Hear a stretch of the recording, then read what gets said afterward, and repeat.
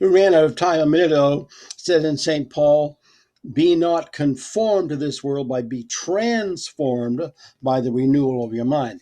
So we didn't get that because it ran out of time. But that's the same thing that's going on here. He wants us transformed. So this will be, of course, the parable sower and seed 3, and it will be in the seminary folder. Now we'll continue reading a little more in here as he's talking about this particular thing. He says, in Mark's version of the parable, the sower begins with a forceful call to attend single-mindedly to the parable. Hear ye in 4:3. This apply prepares the way for the warning in verse 6. Who has ears to hear, let him hear.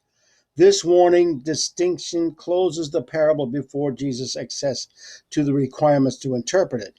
St. Luke's narrative has, he cried out, ears to hear, let him hear. Now, then Anderson goes on to say, the biblical language, sincere hearing, is a direct avenue to the heart, the seat of decision. The heart is virtually to obey.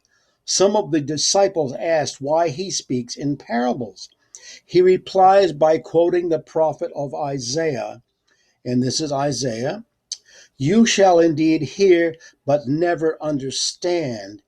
You shall indeed see, but never perceive.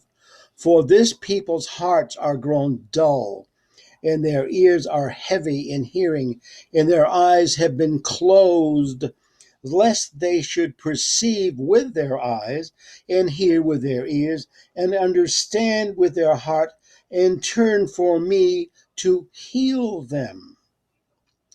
Then Anderson goes on, in order for Isaiah's words to be very instructive, dull heart equals heavy ears.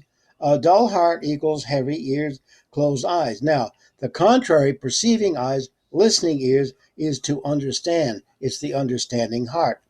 The understanding heart can be healed.